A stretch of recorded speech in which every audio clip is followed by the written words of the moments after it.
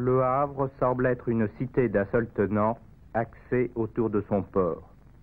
La réalité révèle le contraire. La ville s'oppose à la zone industrielle et à son alignement de fortes lumières. La partie habitée touche très peu à la mer. Pour l'atteindre, il faut franchir le dédale de la zone portuaire et les fausses mers de ses bassins. Dans le port, un seul quartier résidentiel, les Neiges.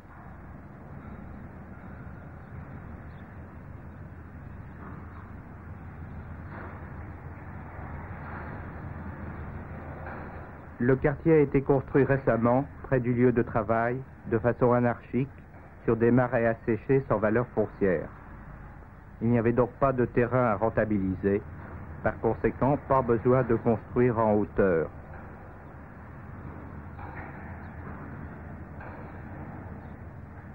Le 9 de la rue Simon. La même, de face.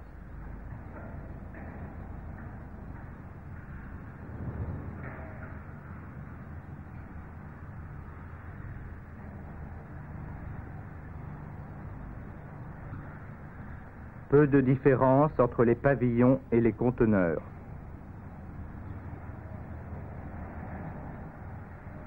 Les quartiers anciens proches du port ont moins bien résisté.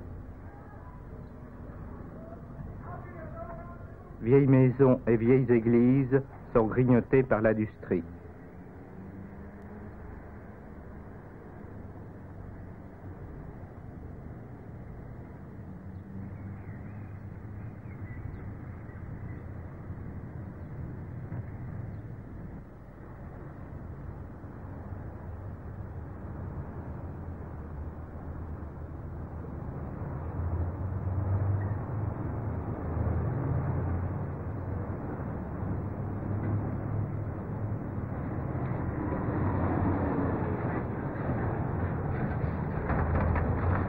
On essaie de rendre l'habitat plus distingué. Ici, escalier de type anglo-saxon.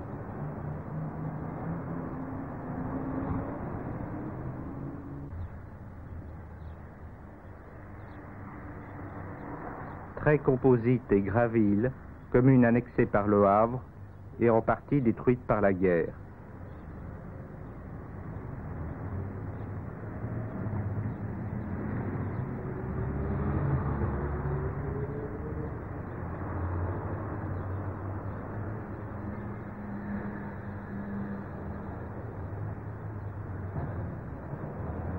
Derrière les HLM, la cité Chauvin.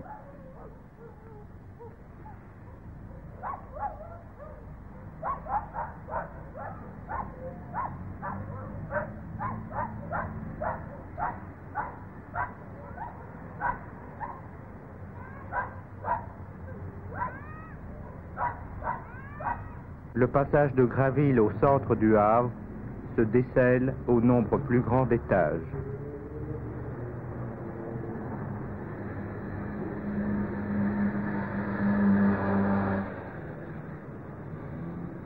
C'est la principale artère commerçante du Havre, située dans la vieille ville.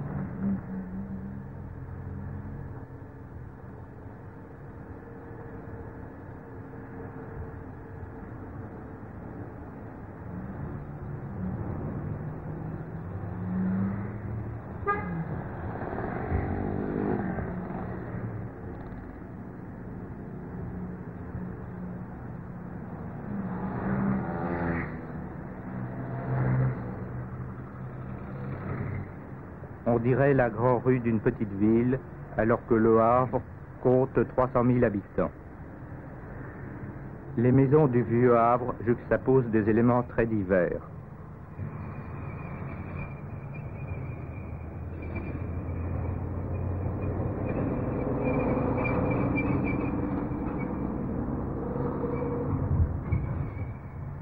Les toits en pente de la vieille ville avoisinent les toits plats de la ville nouvelle, reconstruite après le bombardement par les avions américains, qui ont laissé la trace rectiligne de leur passage. Deux mondes l'un à côté de l'autre. Étonnante pratique des toits plats dans cette ville pluvieuse.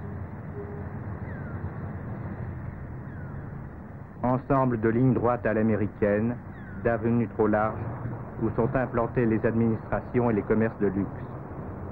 Les voies laissent s'engouffrer le vent violent de la mer et découragent le promeneur. Seul le forum local, au-dessous du sol, échappe au vent.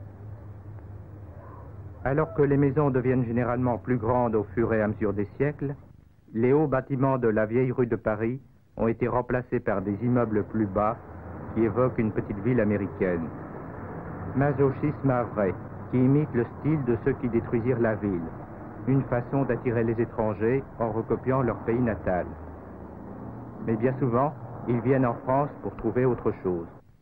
Cette île, avec ses toits en pente, semble avoir été épargnée par les bombes. En fait, elle a été reconstruite dans le style ancien, en respect de sa singularité. Tous ces quartiers révèlent une majorité de gauche. Les partis conservateurs ne contrôlent plus que les enclaves de l'Ouest Havrais et de Sainte-Adresse. Immeuble du Havre, immeuble de Sainte-Adresse, de styles différents. Sainte-Adresse, bien sûr. Les cabanes, ce n'est pas un village africain, c'est un lieu de résidence estivale pour baigneurs fortunés. La haute ville, la côte, est le quartier préféré de la grande bourgeoisie.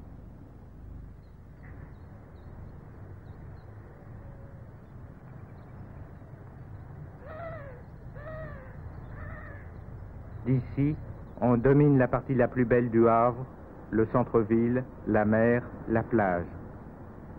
La côte continue vers l'est, mais là les maisons sont plus modestes, car de là on ne domine que le Havre industriel.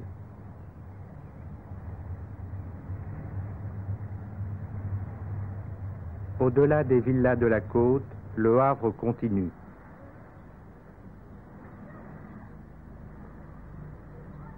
Curieusement, on revient à un habitat plus populaire, bien que nous soyons parfois plus haut que la côte. Mais de ce plateau, qui renferme le tiers des habitants du Havre, on ne voit même pas la mer. Paradoxe pour un port.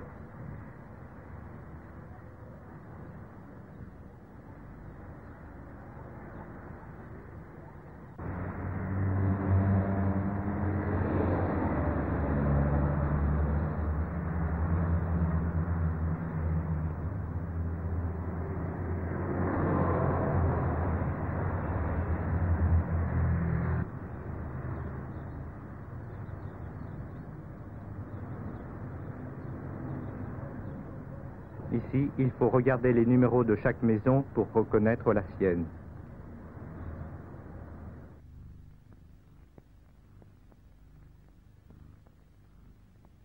Les travailleurs du plateau devaient passer par la verdure des beaux quartiers de la côte afin de gagner chaque jour le centre-ville ou le port.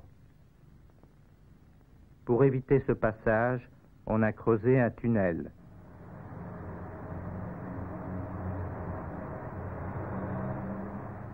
Sur le plateau, chaque bidonville doit être remplacé par un HLM où certains refusent d'aller. Difficile de passer d'un extrême à l'autre. Chaque ancienne petite commune du plateau a son grand ensemble.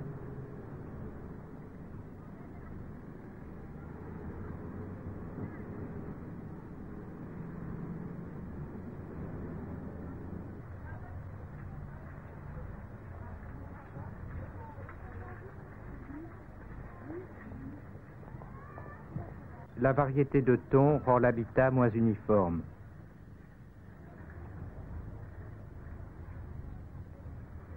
Zone récemment conquise sur la campagne, qui est protégée au-delà. Le Havre est une des rares grandes villes de France à conserver une vie agricole et la présence de la nature.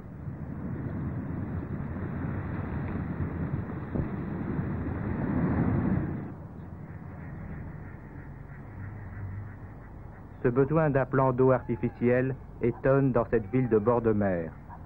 Mais la mer est loin du plateau et reste souvent peu accueillante avec ses vents violents. Rouelle, commune récemment annexée par le Havre, est devenue l'extrême pointe de la ville.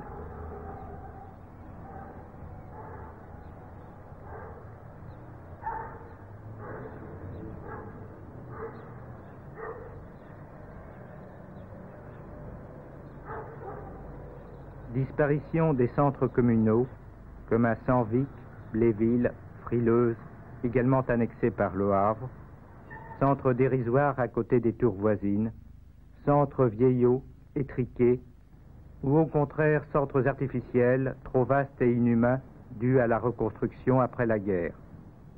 Réduits souvent à l'anonymat de leur habitation, les Havrais ne trouvent pas de centre où se rendre, de lieux qui leur permettent de se définir, de s'identifier à la ville.